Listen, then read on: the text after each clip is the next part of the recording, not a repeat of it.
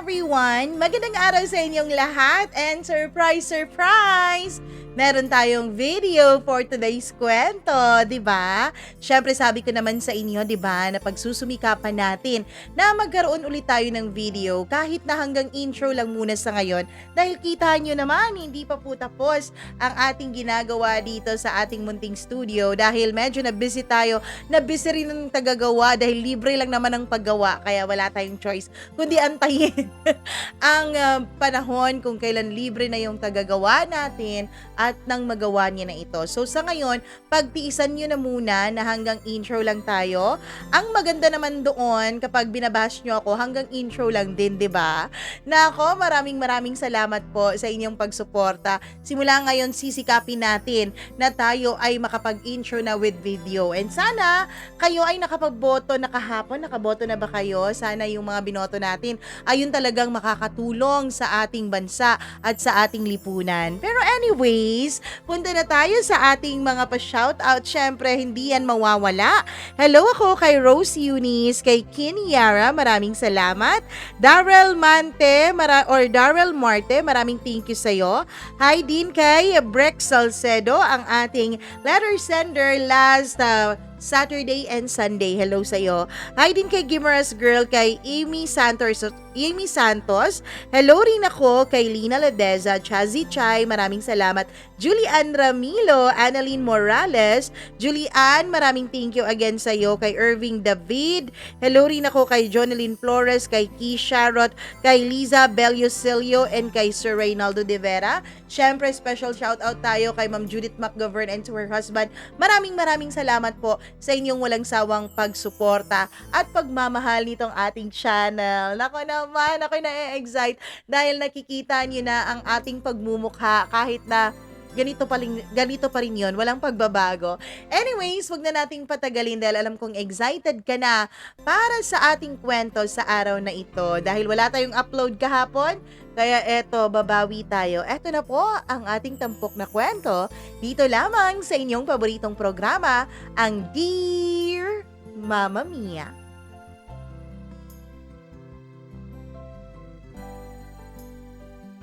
Kaya mo bang baguhin ang iyong sarili para sa isang taong mahal mo?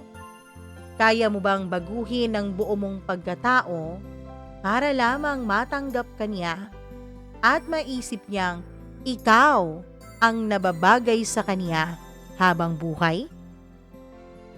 Dear Mama Mia, hello po sa inyong lahat. Ako po si Mirna. And yes, ngayon pa lang, aaminin at sasabihin ko na sa inyong isa akong martyr na girlfriend. Isa po ako sa mga tao na hinahangad na matanggap sila ng iba. Isa po ako sa mga taong hinahangad na sana ay may magmamahal sa kanila ng totoo. Yung hindi sila iiwanan at hindi sila pababayaan. Pero Mama Mia, napakahirap pala talagang hanapin ang taong yon. Ang taong sasamahan ka hanggang dulo. Ang taong hindi ka sasaktan. Ang taong ikaw lang ang nakikita at ikaw lang ang pakamamahalin. And because of that, Mama Mia, I became a martyr girlfriend. Yes, naging martyr po akong babae. To the point na halos gawin ko na ang lahat. Lahat, wag lang akong iwan ng taong pinakamamahal ko. Wag lang niya akong abandonahin at ipagpalit sa iba. Lahat na siguro ng mga bagay ay kaya kong gawin. Wag lang mawala sa akin ang lalaking aking pinakaiingatan at pinakamamahal. Name it, I've done it. Naranasan ko na pong lumuhod at magmakaawa sa kanyang harapan. Sounds cliche, Mama Mia, hindi ba? Pero that's the harsh reality that I am facing right now. Hindi ko alam, Mama Mia, kung talaga bang ganyan ng lahat ng babae o lahat ng tao. Kung dumaan ba talaga lahat sa stage na humihingi tayo ng pagmamahal, nagmamakaawa sa katiting na pansin at nagmamakaawa, wag lang tayong tuluyang iwanan. Naisip ko nung napanood ko nga ang conversation ni Vice Ganda at Ann Curtis sa Showtime, kung saan ay inamin nila na tulad ko, pati sila ay nakaranas rin na magmakaawa para sa pagmamahal. Hindi ko alam kung dumating ba sila sa puntong lumuhod talaga sila sa harapan ng taong kanilang minamahal habang umiiyak at nagmamakaawa na huwag silang iwanan. To the point na kaya nilang baguhin 180 degrees ang buhay at pagkatao nila para lamang sa taong yun.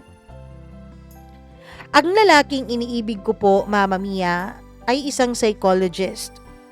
At siguro dahil isa siyang psychologist ay magaling siyang makiusap at makipag-usap sa tao. Magaling din siyang bumasa ng tao. Madali niyang malalaman kung ano ang weaknesses at strengths mo. And ginamit niya yan sa kanyang advantage para makuha ang aking loob. Para mahulog sa kanya ng tuluyan ang aking puso. Gaya ng ibang mga kalalakihan, marami rin po siyang mga sweet gestures, mga flowery words, Mama Mia, na kung pwede pa lang ay maabot niya ang buwan at bituin ay iaalay na niya sa aking paanan. Ganon na ganon siya.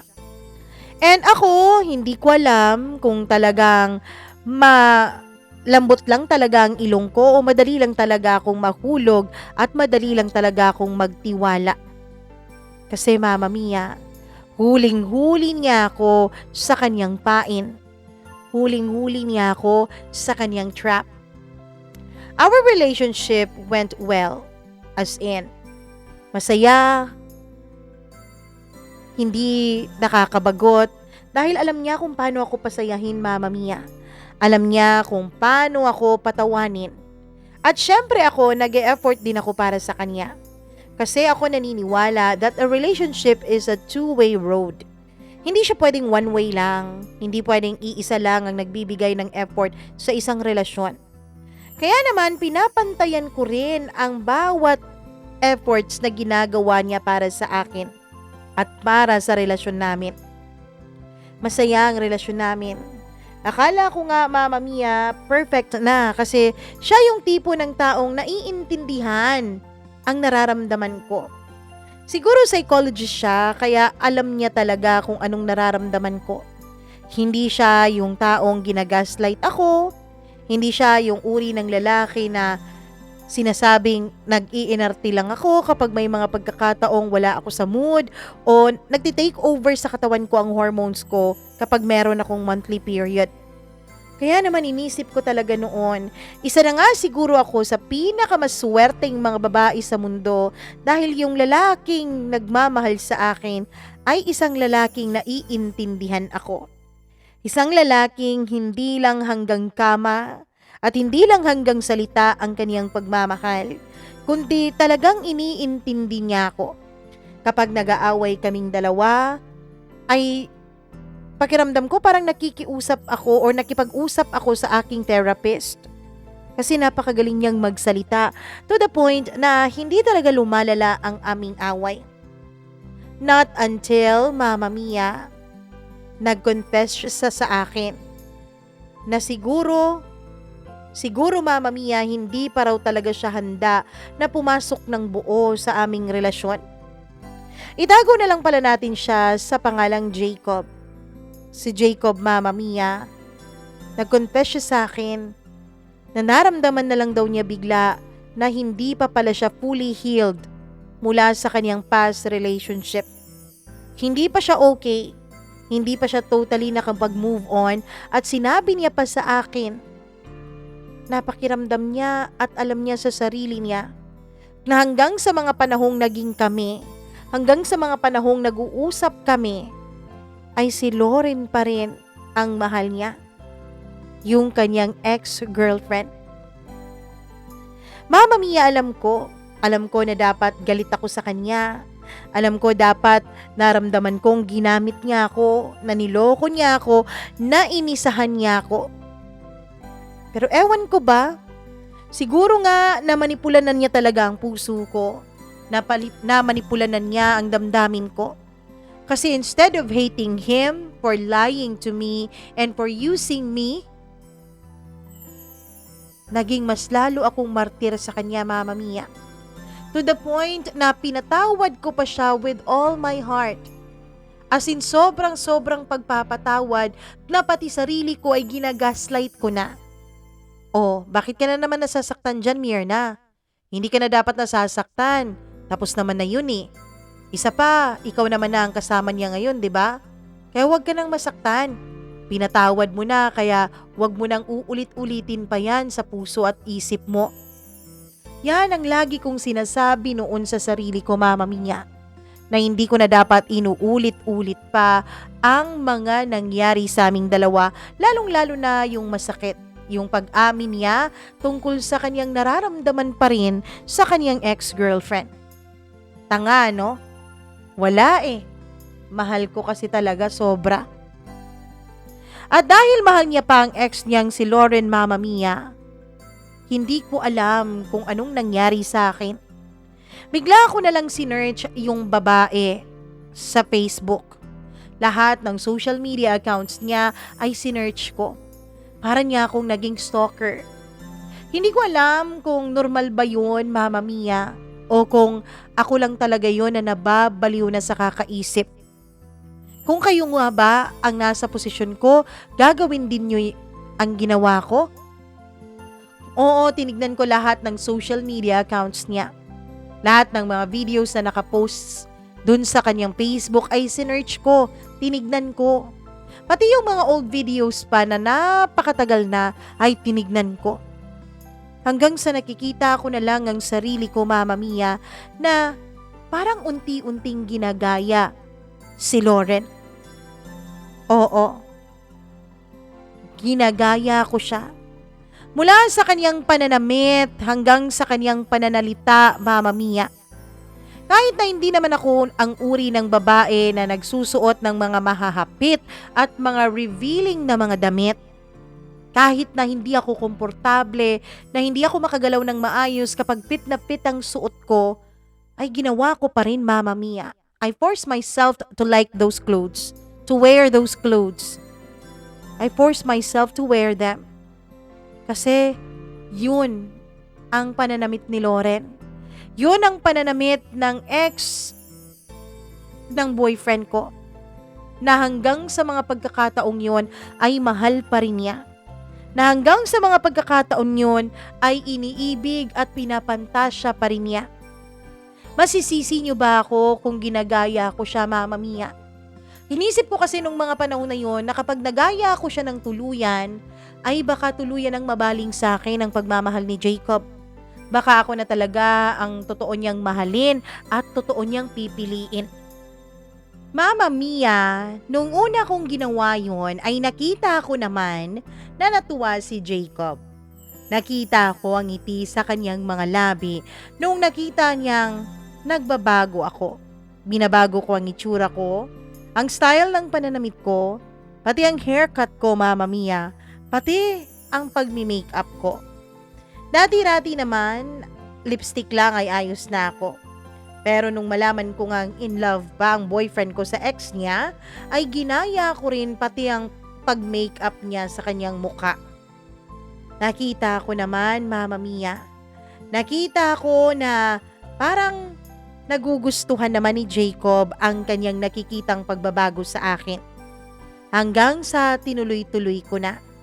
Hanggang sa pati na ang paboritong pagkain ni Lauren, kahit na ayoko nung una, ay pinilit ko po talagang gustuhin.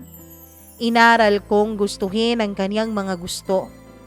Ang pagkahilig niya sa mga damit at sapatos, ang pagkahilig niyang gumala kahit na homebody ako, ay ginaya ko.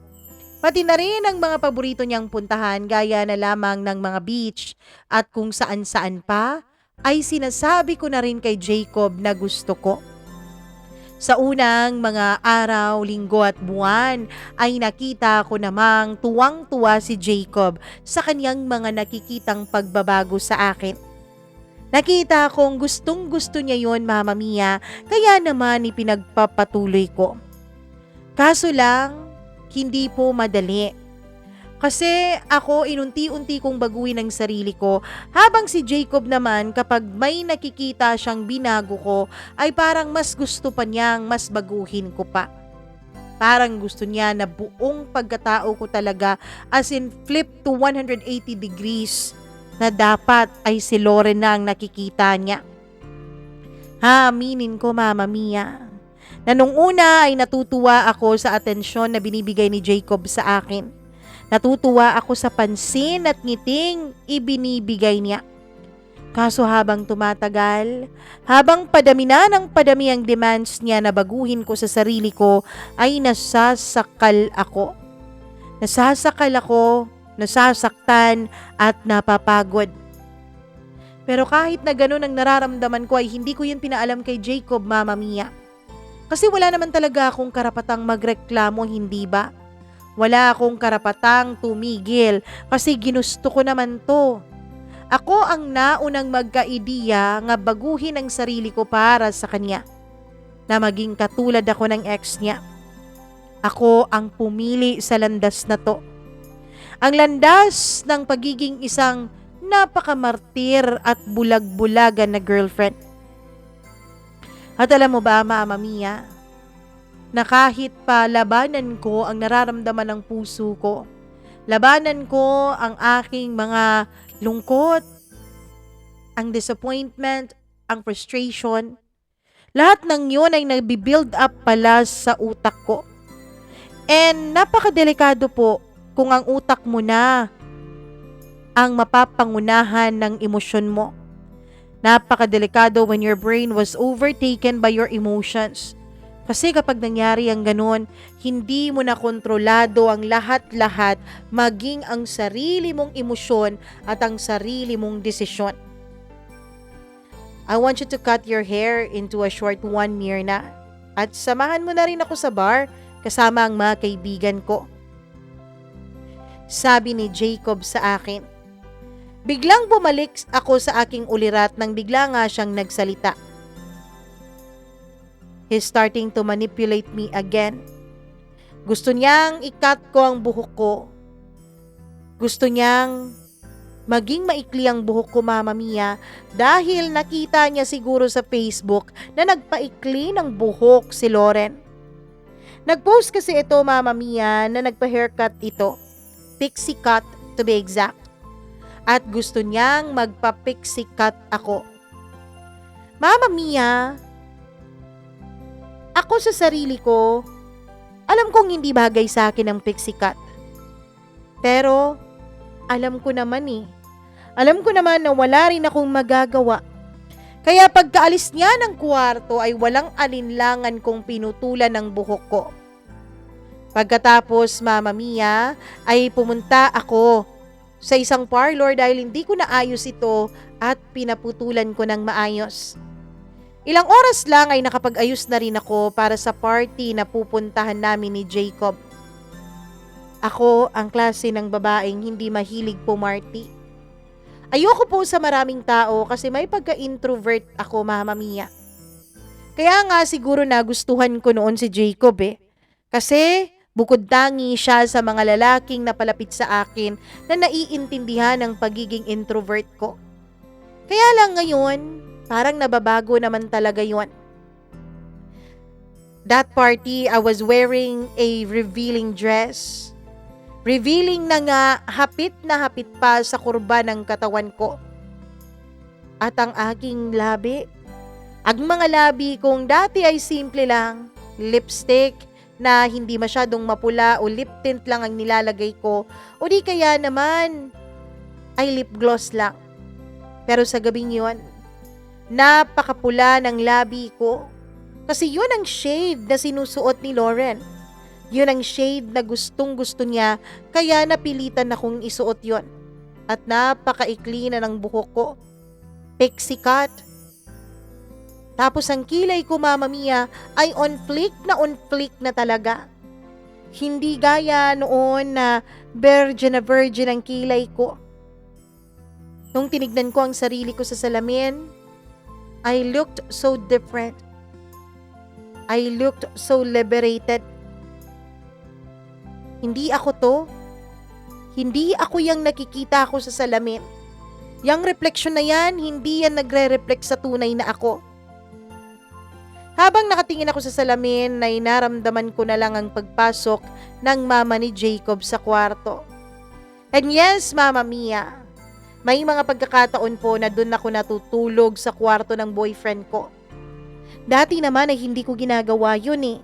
Dati naman ay umuuwi talaga ako sa amin. Pero nga, dahil si Lauren dati ay halos nakatira na sa bahay nila, yun din ang ginagawa ko, Mama Mia. Yun din ako. Tinignan niya ako pagkatapos ay ninginitian niya ako. Nilapitan niya ako at dahan-dahan niyang hinahaplos-haplos ang buhok ko. Alam mo ba, Iha? Hindi ganyan si Jacob. Hindi siya cold, hindi siya manipulative, hindi siya party goer at lalong hindi siya ang lalaking walang puso. Ang Jacob na naaalala ko, ang Jacob ko, is actually very bubbly. Napaka-cheerful niya at napakagaling niyang makisama sa iba. Nag-iba lang naman siya nung nakilala niya si Lauren at ang mga kaibigan nito. Si Lauren ang bumago sa pagkatao ng anak ko. Lauren really changed him into the person he is right now. At nung naghiwalay sila, akala ko babalik na sa dati ang anak ko. Pero mas lalong lumala ang anak ko, na kahit ako, hindi ko na siya magawang makilala pa. Hindi na siya yung anak na dating kilala ko. Hindi na siya yung anak na dati ay napakamalambing sa akin. Hindi ko na siya kilala, Iha. Nagtama ang mga tingin naming dalawa ni Tita Isabel, ang mama ni Jacob, dun sa refleksyon namin sa salamin.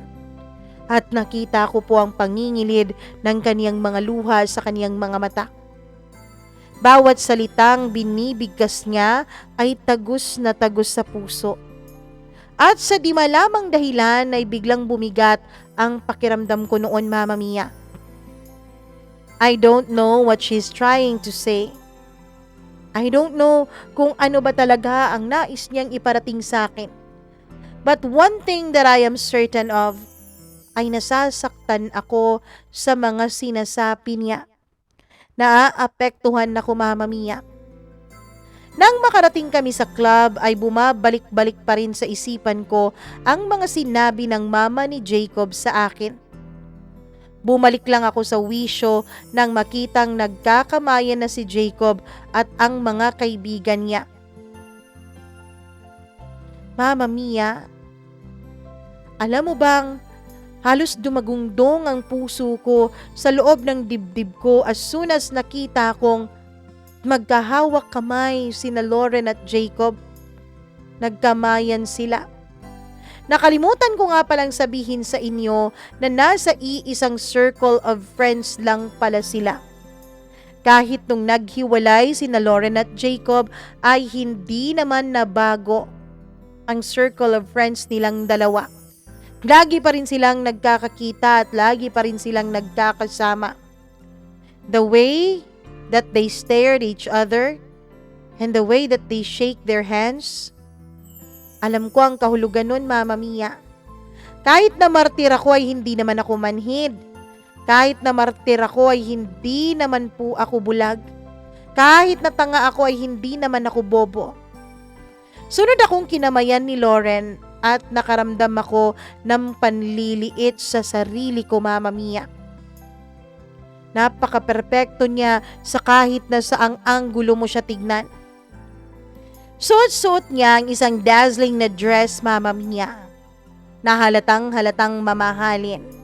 Halatang-halatang hindi kaya ng isang buwanan kong sweldo. Napakaganda niya. Napaka-perpekto. Her eyes, her smile, and even the way she moves, para bang napaka-graceful.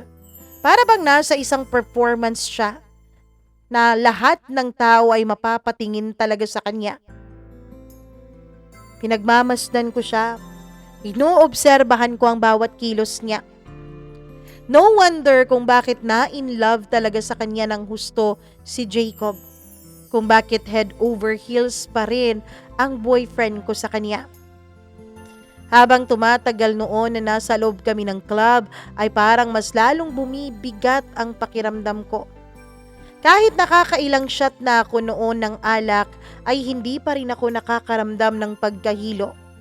Parang mas matindi ang sakit na nararamdaman ko at ang pagka-insecure ko ng gabing yun kaysa sa tama ng alak sa katawan ko, Mama Mia. Mas lalo pang bumibigat ng konti ang pakiramdam ko, Mama Mia, nung paunti-unti ay lumalapit-lapit na si Jacob kay Lauren. Parang may kung anong bumara sa lalamunan ko nang makita kong magkahawak na ang mga kamay nilang dalawa sa ilalim ng table. Na para bang akala nila ay walang ibang makakakita. Hindi na niya yan mapapansin, babe. Lasing na siya. Kanina pa yan inom ng inom eh. Sambit ni Jacob habang nagnanakaw siya ng halik kay Lauren. Oo, Mama Mia. Ginagawa akong tanga ng boyfriend ko ng harap-harapan. Natawa na lang ako habang nakakaramdam ng sikip sa dibdib ko. Akala siguro talaga nila ay lasing na ako dahil sa dami na ng naishot kong alak. Hindi pa ako lasing, mga gago. Sinanay niyo akong uminom ng alak, di ba? Dati hindi naman ako umiinom. Hindi naman ako pumaparty. Pero nang dahil sa inyo, unti-unting tumaas ang tolerance ko pagdating sa alcohol. Sabi ko nun sa utak ko na hindi ko magawang ibulalas sa kanilang harapan. Nagsimulang uminit ang gilid ng mga mata ko. Pakiramdam ko noon, Mama Mia, ay sasabog na ang puso ko sa sobrang sakit ng aking mga nasasaksihan. Damn, Jacob. Bakit mo ba ako sinasaktan ng ganito? Bakit mo ba ako ginagago ng harap-harapan? Handa kitang agawin sa tadhana. Bumalik ka lang ulit sa akin, Lauren. Mahal na mahal talaga kita. Mama Mia, kahit mahinang-mahina yon, ay dinig na dinig kong sinabi ni Jacob yon sa tenga ni Lauren. Paano siya? Mahinang tanong ni Lauren pertaining to me. Hahanap lang ako ng perfect timing para sabihin sa kanya to. Hahanap lang ako ng perfect timing para makipaghiwalay sa kanya. Alam mo kasi kahit anong pilit niya, nagayahin ka. Ikaw pa rin talaga ang laman ng puso ko eh. Nang sabihin ni Jacob ang mga katagang yun, Mama Mia, ay mas lalo po akong nadudurog. Nagpapanggap ako noon na lasing na para hindi nila malaman na napapahiya na ako ng husto sa kanilang ginagawa. Suddenly, Mama Mia, pakiramdam ko ay parang lumiit ng lumiit ang club na yun. Parang sumikip ito ng sumikip. Hindi ako makahinga. Dumadagungdong ang puso ko. Ang pulso ko nung mga panahon na yun ay para bang tumatakbo na ako sa 32 kilometers na marathon. Wala akong naiisip ngayon kundi ang saktan silang dalawa, Mama Mia. Inisip ko paano kaya ako magbasag ako ng bote tapos ihampas ko sa mga mukha nila. Hindi ako makapaniwala sa mga naririnig ko that night. Sa mga naririnig ko mula sa kanilang dalawa. Makaraan lamang ang ilang segundo ay hinayaan lang ni Jacob si Lauren na sumayaw sa gitna ng dance floor habang napapalibutan ito ng mga lalaki. Hinignan ko si Jacob. Tinitigan ko siya habang nakatitig siya kay Lauren with so much passion. Pinagmasdan kong muli si Lauren na sumasayaw sa gitna kasama ang iba't ibang mga lalaki. Doon, Mama Mia, agad akong nakaramdam ng pandidiri sa kanyang ginagawa. Natanong ko noon ang utak ko kung ano bang nakita ni Jacob sa babaeng to. Bakit ba in love na in love siya sa babaeng ito halatang napakalandi? Hindi na ako nakapagtimpi pa, tumayo na ako sa harapan ni Jacob. Doon lang siya nahimasmasan nang makita niya akong nakatayo. Babe, kanda utal-utal niyang sabi, Mama Mia. Malamig ko siyang tinignan. Narinig ko ang pag-uusap ninyong dalawa ni Lauren. And I want you to get to the straight point, Jacob.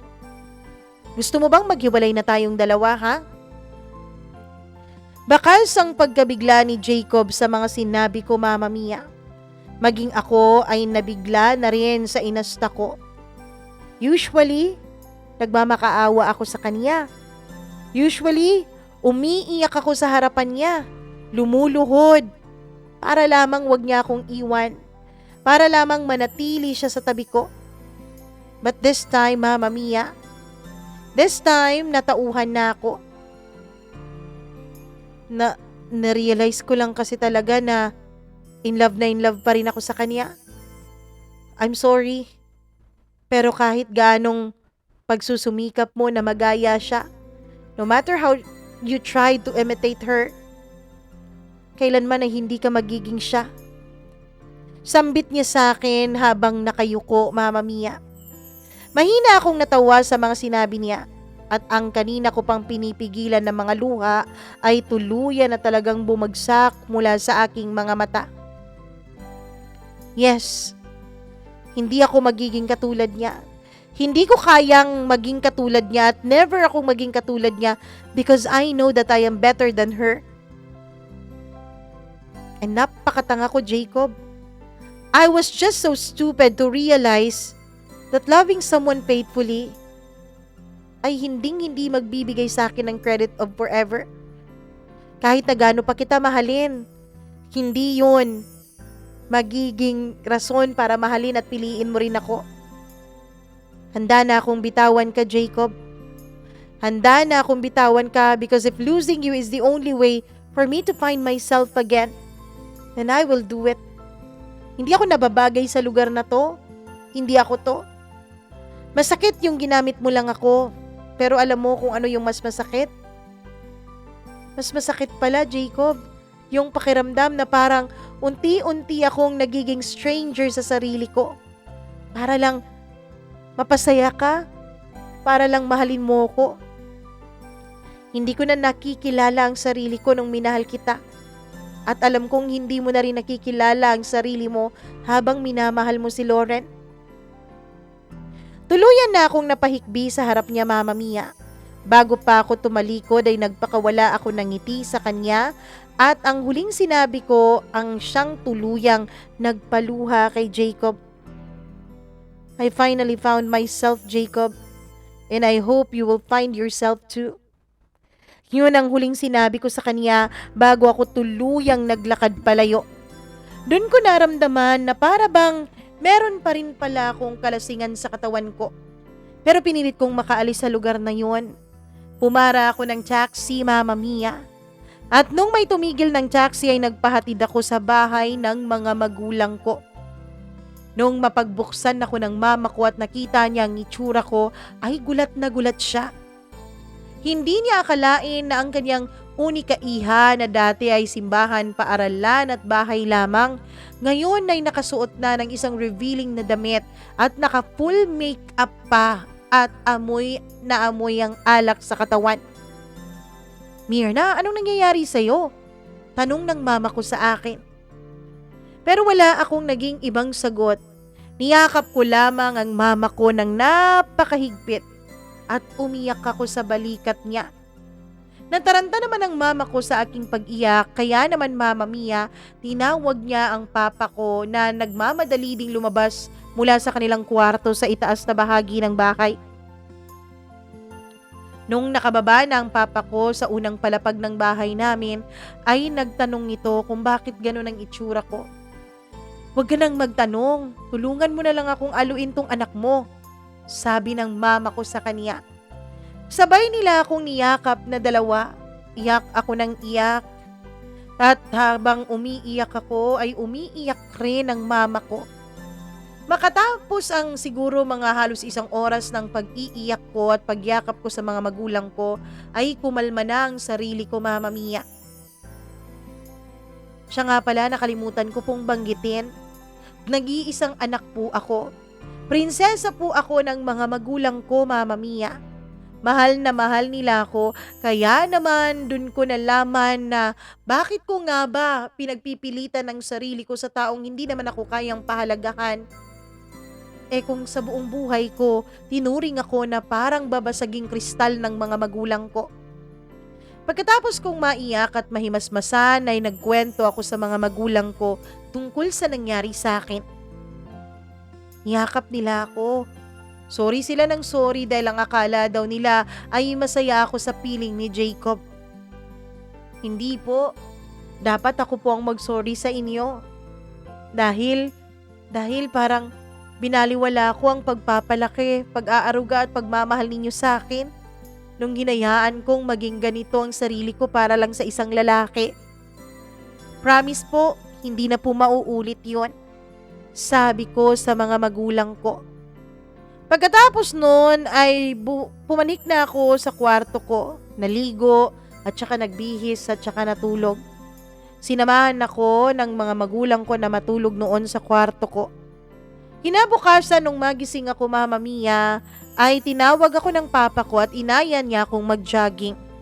Kahit na masakit pa ang katawan ko ay pumayag pa rin ako. Kasi alam ko na kapag nagmukmuk ako sa kwarto ay wala akong ibang magagawa kundi umiyak at iyakan na naman ang mga nangyari sa love story naming dalawa ni Jacob. Kung love story nga bang matatawag yon? Hindi pa dapat story of manipulation yon?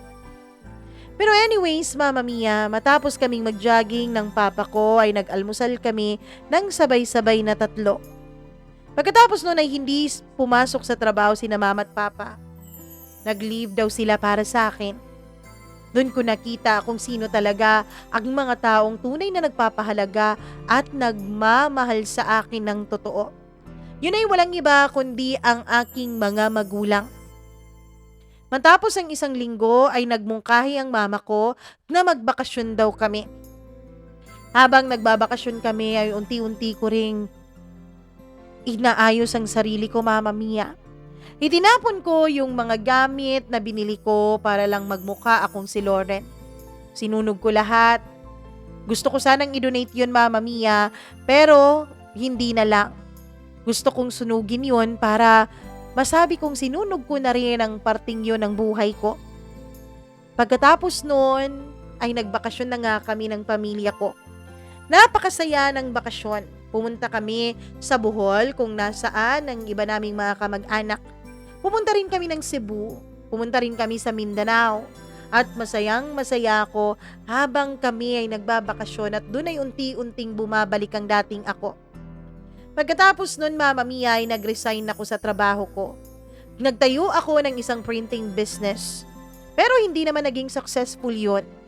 Hindi ko kasi tinayo yun dahil yun talaga ang gusto kong gawin. Itinayo ko lang yun para meron akong magawa at para meron akong rason na dapat bumangon araw-araw at umalis sa aking higaan. Pero dahil hindi ko naman mahal ang negosyong yun, ay hindi rin ito nagtagumpay. Pagkatapos malugi ng aking negosyo, ay nag-isip akong mag-abroad, Mama Mia. Anak, sigurado ka ba? Hindi mo naman kailangang mag-abroad kung gusto mong magnegosyo ng iba pa. May savings naman kami. May pera naman tayo para pampuhunan mo. Hindi na po, Mama. Pera nyo yan ni Papa. Retirement money nyo yan, kaya sa inyo yan. Ang gusto ko sana ay i-explore ang sarili ko. Ang gusto ko sana ay malaman kung hanggang saan ang kakayanan ko.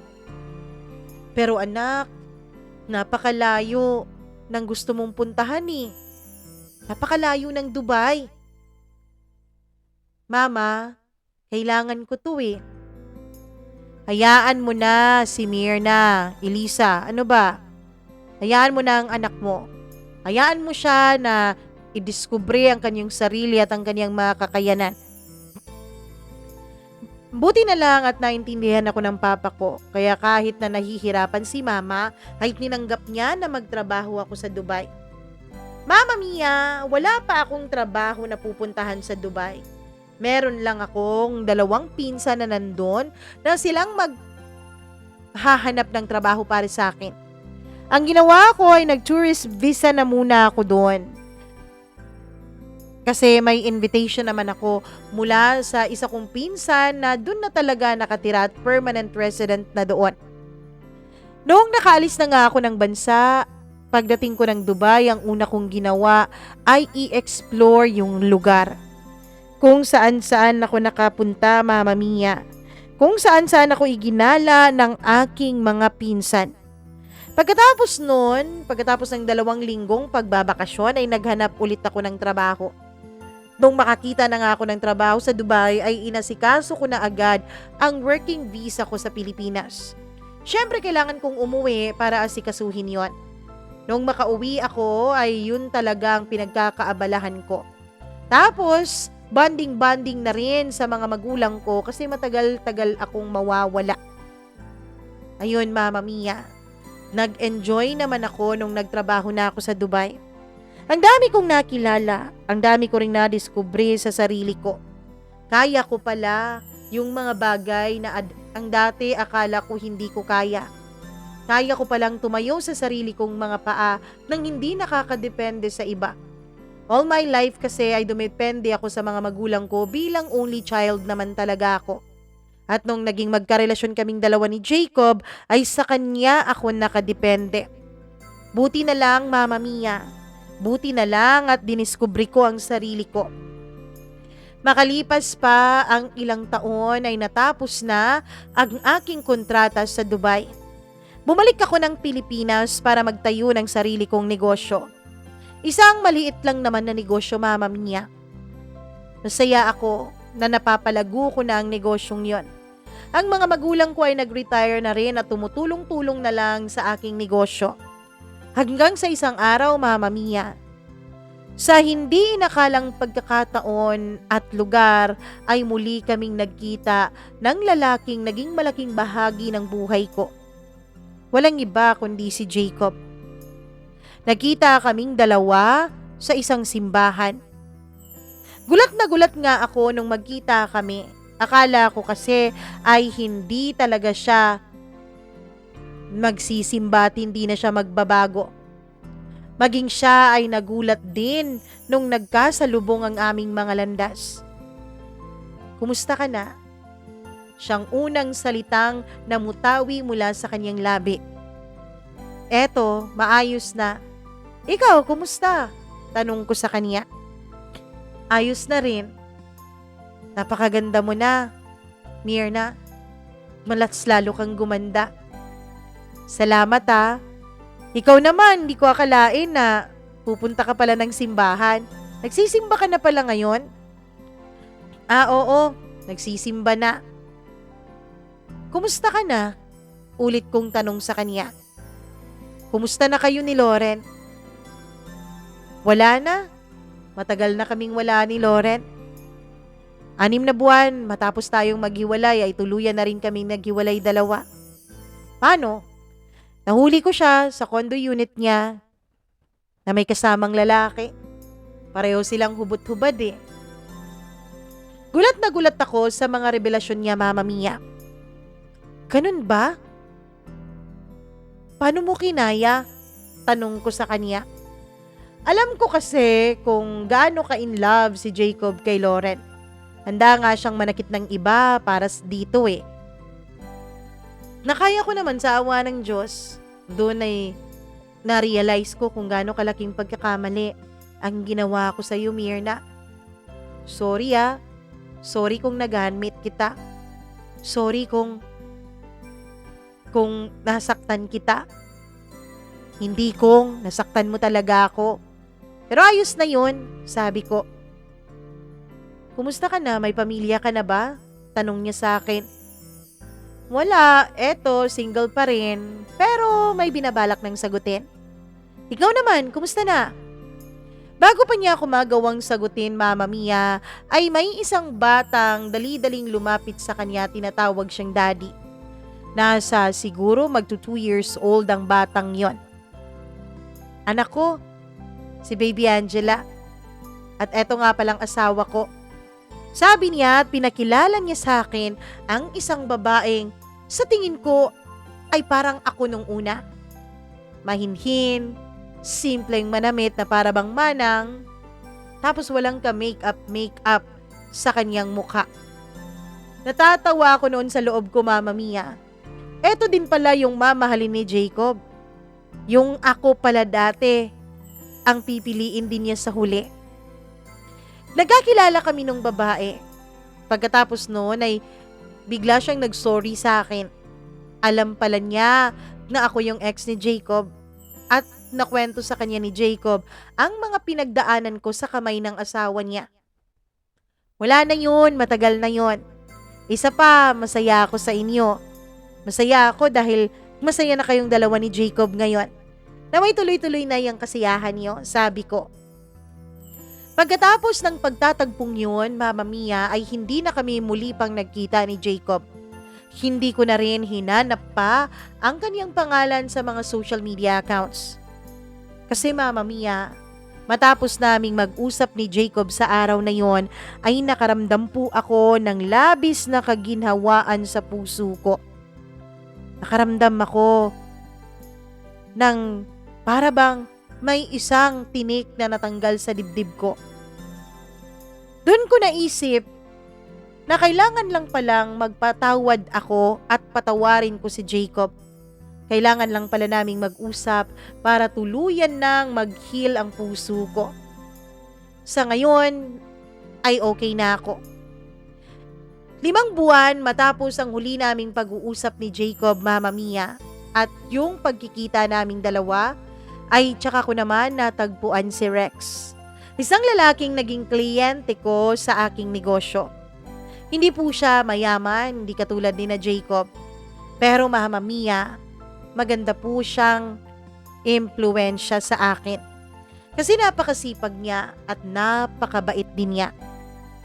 Mula nung nagkakilala kami, ay pinakita niya sa akin kung paano ba ako dapat alagaan. Hiningi niya agad ang number ko, hindi ko naman binigay pero sabi niya, kailangan raw yun para sa business transaction naming dalawa. Well, tama naman siya kaya binigay ko na lang din yung cellphone number ko. At mula nga noon ay magkaka-text na kaming dalawa at magkakatawagan. Kinukulit niya ako lagi, nung una ay ayoko. Hindi ko siya pinapansin kapag tumatawag siya. Hindi ko siya sinasagot o nire-replyan kapag nagte-text siya. Pero hindi po siya natigil sa ganon. Pumupunta-punta po siya sa tindahan ko at doon nga po, Mama Mia, ay kinukulit-kulit niya ako. Sabi ko, focus ako sa aking negosyo. Sabi ko, wala akong panahon para makipaglandian. Di naman ako nakikipaglandian sa'yo eh. Totoo naman tong intention ko. Wag na nga, Rex. Kasi hindi pa ako handa sa ganyan eh. Nirespeto naman ni Rex ang sinabi ko na hindi pa ako handa na makipagrelasyon ulit, Mama Mia. Pero alam niyo ba kung anong ginawa niya? Nakipag-close siya sa mga magulang ko. Mula noon, dahil lagi-lagi siya sa tindahan ko at nandun naman ang mga magulang ko, ay naging magka-close sila. Kapag may mga okasyon sa bahay, fiesta, birthday, kahit kat Pasko ay iniimbitahan nila itong si Rex. Tinatawagan nila kasi kuha na rin nila ang personal number nito. At kapag naman may mga okasyon kina Rex, Mama Mia, ay iniimbitahan niya kami. Minsan nga kahit hindi ako sumasama ay pumupunta pa rin doon ang mga magulang ko. Hanggang sa naging magka-close na rin ang mga magulang ni Rex at ang aking mga magulang. Pareho po pala kaming mga only child ni Rex, Mama Mia. Kaya dahil doon ay nagkaintindihan ang mga magulang namin. Hanggang sa naging close na nga sila at makalipas lang ang 1 taon ay niligawan ako ni Rex ng formal sa aming bahay. Anak, alam mo, hindi araw-araw Pasko ha? Ma? Ano ibig niyong sabihin? Nagtataka kong tanong sa mama ko nung isang gabi habang nagliligpit na kami dahil katatapos lang naming mag-dinner. Habang si Rex naman, ang mga magulang niya at ang papa ko ay nasa sala at nag-uusap. Ang ibig kong sabihin, anak, hindi araw-araw na may darating sa buhay mo na isang katulad ni Rex. Isang lalaking tanggap ang buong pagkatao mo, mahal ang mga taong mahal mo. Kita mo nga, hindi lang kami ng papa mo ang pinakikisamahan niya ng maayos, pati mga tita-tito mo, mga pinsan mo, close na rin siya doon, di ba? At gusto niya rin na maging close ka ng mga magulang niya at buong angkan nila. Ibig sabihin anak, mahal ka talaga niya. Ganun ang totoong pagmamahal. Involve ang lahat.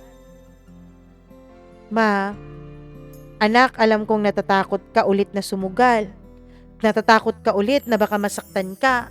Baka dumating sa puntong magpapakatanga ka na naman. Huwag kang mag-alala, dito ako, sasapakin kita kapag nagpakatanga ka ulit. Natawa ako sa sinabi ng mama ko. Pero kidding aside anak, hindi mo ba talaga bibigyan ng pagkakataon si Rex? Hindi mo ba nakikita ang pagmamahal niya sa'yo? Ang totoo niyan, Mama Mia, ay nararamdaman ko naman na sa sarili ko na nahuhulog na rin ang loob ko kay Rex. Na mahal ko na rin siya. Kaya lang tama si Mama eh. Tama siya na baka maangyari na naman sa akin ang nangyari dati. Kaya nag-aalangan ako na pagbigyan si Rex na makapasok ng todo sa buhay ko.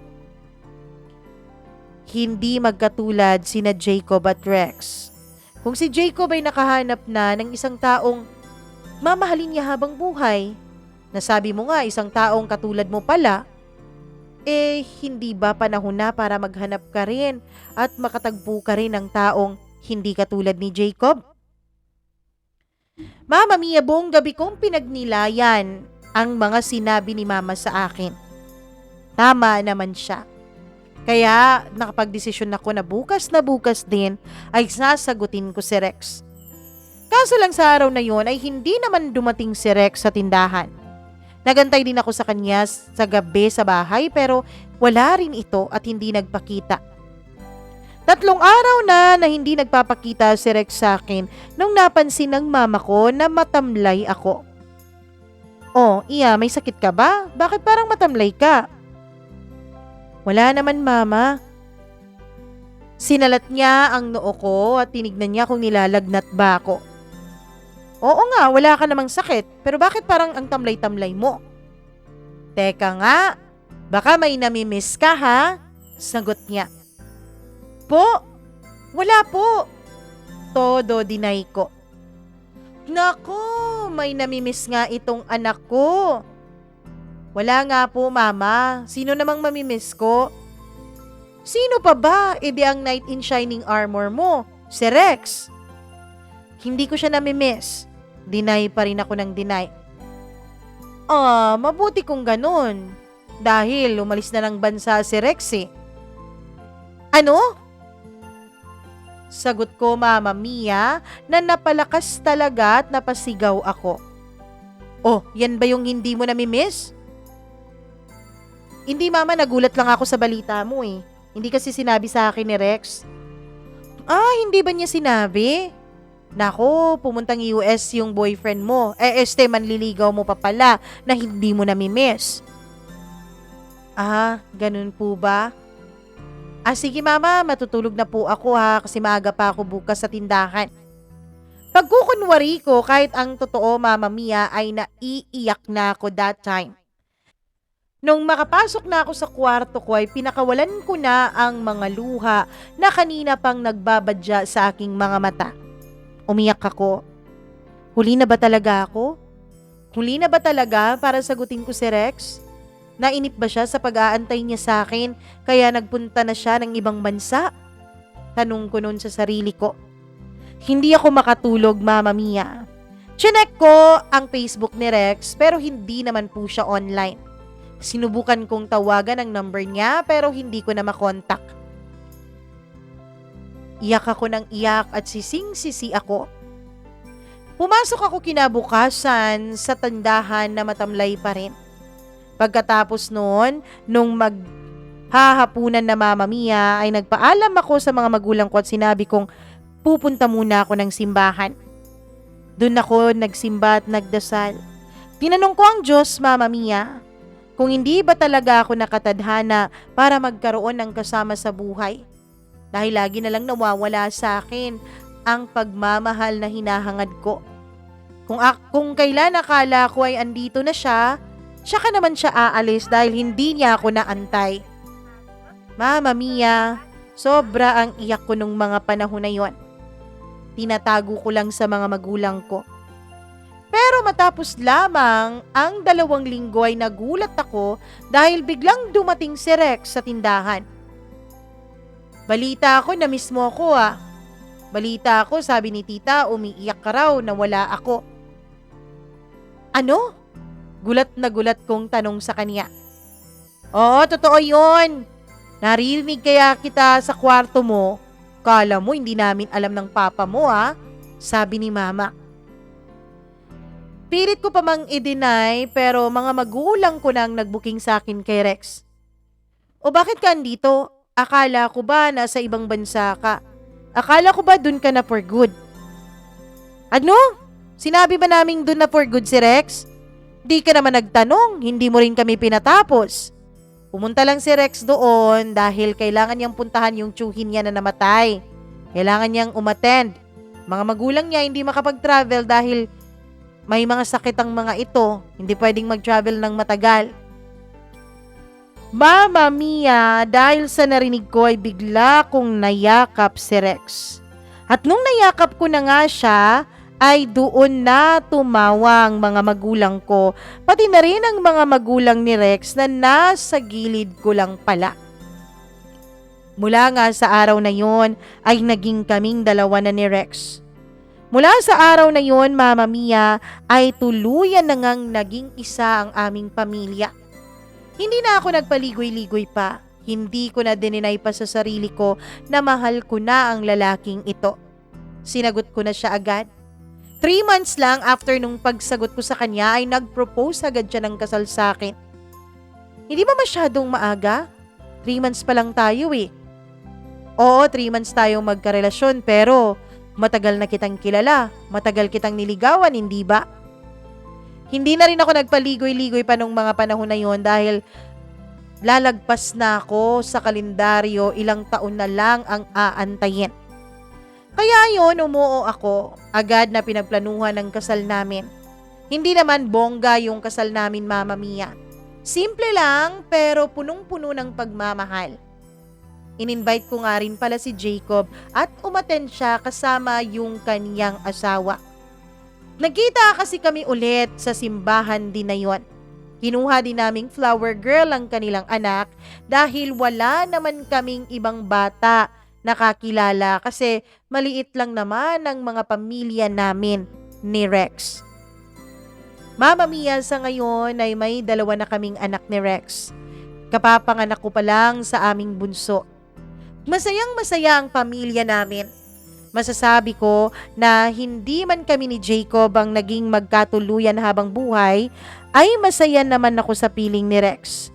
Nakita ko naman ng totoong taong magmamahal sa akin. Ang taong mahal ako hindi dahil sa ginagaya ko ang ibang tao, kundi dahil mahal ako bilang ako. Walang rason kung bakit niya ako mahal. Basta lang mahal niya ako at iginagalang niya ako. Tanggap niya ang buo kong pagkatao. Sa lahat ng mga nakikinig ngayon, eto po ang leksyon na gusto kong iwanan sa inyo. Be yourself. Huwag mong isipin na kailangan mong maging ibang tao bago ka makahanap ng totoong taong magmamahal sa'yo. Dahil ang totoong tao na para sa'yo, tanggap kung ano ka at tanggap kung sino ka. Hindi yung mamahalin ka lang dahil nakikita nila ang iba sa katauhan mo. Sana matuto tayong tanggapin muna ang ating sarili.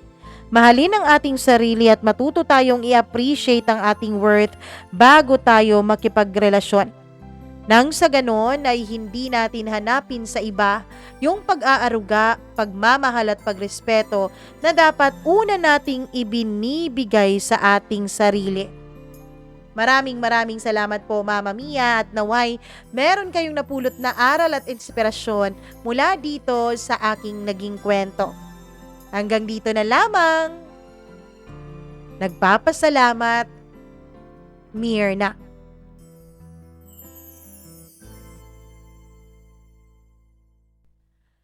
Akay naman, napakaganda naman ng kwento ni Aling Mirna. Charot, Aling Mirna. Ate Mirna pala.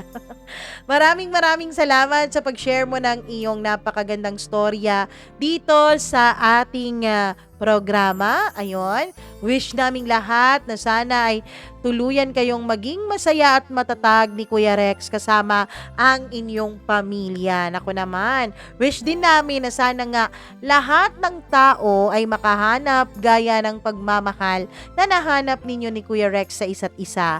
Dahil alam namin na lahat ng tao ay deserve ang ganong klasing pagmamahal at pag-aaruga. Char! Hashtag sana all naman talaga tayo dito. Ikaw ba? Hindi ka napapa-hashtag sana all ka dyan. Salamat nga pala ulit, Ate Mirna, sa iyong tiwala at sa iyong pagbabahagi ng iyong kwento. Kung ikaw na nakikinig ngayon, yes you! Wag ka muna umalis. Alis ka na agad Ang gawin mo ay i-like at i-share ang video na to. Pagkatapos mong i-like at i-share, mag-subscribe ka na rin sa ating channel kung hindi pa po kita subscriber. Kung tapos ka nang mag-subscribe, please make sure na na-click mo na rin yung notification bell para lagi kang naa-update sa tuwing meron tayong bagong upload o kwentong inilalabas dito sa channel natin. At ito pa ang pinaka-importante, kung may sarili ka ring kwento, wag mo nang i-gatekeep yan at baka merong matutunan ang iba nating mga kasamahan na nakikinig sa atin, iba nating tagapakinig at iba nating mga kapamilya, kapuso, kapatid all over the Philippines and the world. Ako naman, share mo na yan Sulat mo lang at i-email mo sa mamamiacdo0317@gmail.com. That's MAMACDO0317@gmail.com. Okay? At pagkatapos mong isulat yan, ipadala mo na agad. Kung hindi mo naman alam kung paano isulat, naguguluhan ka, i-outline mo lang. Si Mama Mia na ang bahala dyan. Thank you so much sa inyong walang sawang pagmamahal at sa inyong walang sawang suporta at pakikinig dito sa ating channel. Nako, nawa nga ay bukas agad ma-approve ni YouTube ang ating application for monetization. Nako naman, dahil bukas na, pwede na tayong mag-upload. Pwede na tayong mag-apply bukas. Pagdasal nyo itong ating channel. Maraming salamat ulit. Ako po ang nag-iisa ninyong Mama Mia dito lamang sa inyong paboritong programa, ang Dear Mama Mia. Bye-bye. Mwah, mwah, mwah. I love you all. Mwah!